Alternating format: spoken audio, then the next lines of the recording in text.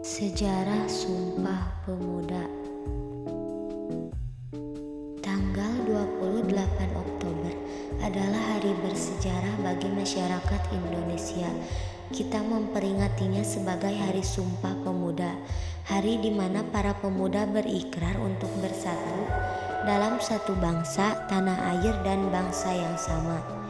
Sumpah Pemuda dicetuskan dalam Kongres Pemuda II tanggal 28 Oktober 1928. Namun sebelum itu, para pemuda sudah terlebih dahulu mengupayakan persatuan melalui Kerapatan Besar Pemuda atau Kongres Pemuda I yang dilaksanakan pada 30 April sampai 2 Mei 1926 di Batavia. Tujuan diselenggarakannya Kongres Pemuda I adalah untuk menyamakan persepsi antar berbagai organisasi kepemudaan di Indonesia, sehingga terwujud dasar pokok lahirnya persatuan Indonesia yang sejajar dengan bangsa-bangsa lain di dunia.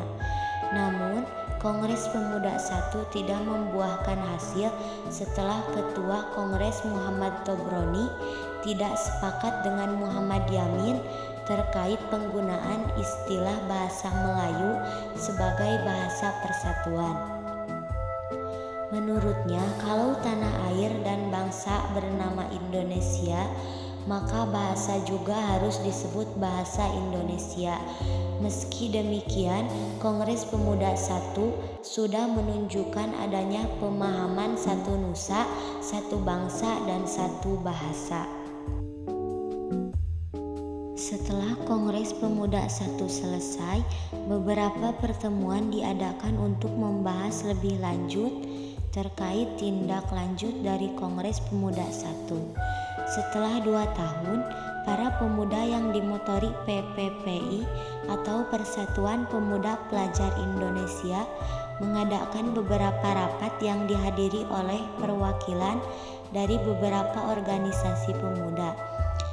Dari rapat tersebut menghasilkan keputusan bahwa Kongres Pemuda II akan dilaksanakan pada Oktober 1928 dengan susunan panitia sebagai berikut.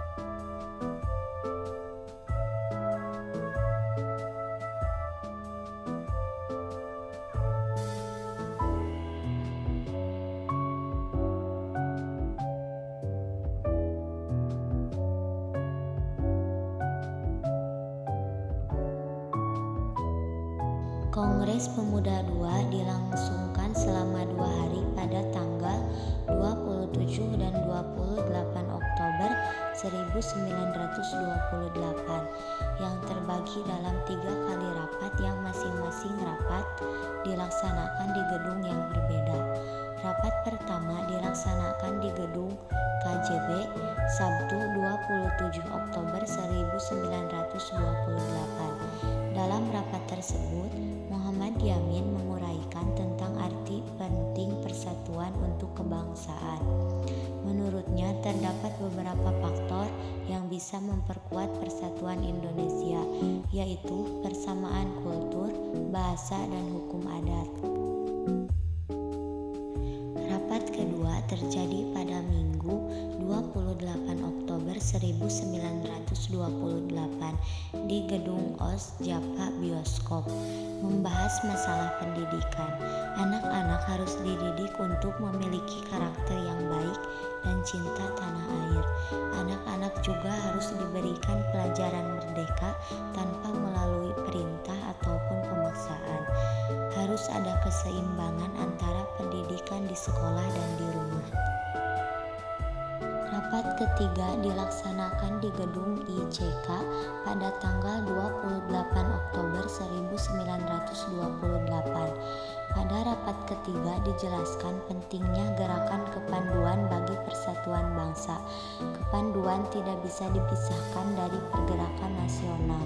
Dalam rapat ketiga ini, sebelum rumusan hasil kongres dibacakan, terlebih dahulu diperdengarkan lagu ciptaan Wage Rudolf Supratman Indonesia Raya yang nantinya akan menjadi lagu kebangsaan Indonesia setelah merdeka. Setelahnya, putusan Kongres dibacakan dan diikuti oleh seluruh peserta. Sebuah putusan yang kita kenal sebagai Sumpah Pemuda. Pertama, kami putra dan putri Indonesia mengaku bertumpah darah satu tanah air Indonesia. Kedua, kami putra dan putri Indonesia mengaku bertumpah darah satu tanah air Indonesia. Ketiga, kami putra dan putri Indonesia menjunjung bahasa persatuan bahasa Indonesia.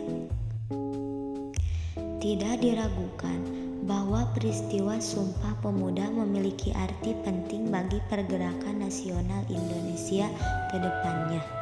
Mengutip Mahda Ahdiat dalam gelombang semangat Sumpah Pemuda 2021, masing-masing poin dalam Sumpah Pemuda memiliki makna sebagai berikut.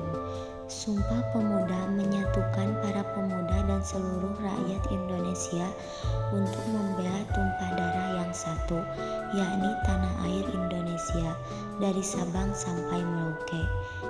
Dari Miangas sampai Rote, meskipun terdiri atas ribuan pulau yang dipisahkan oleh laut, tapi pada hakikatnya adalah satu.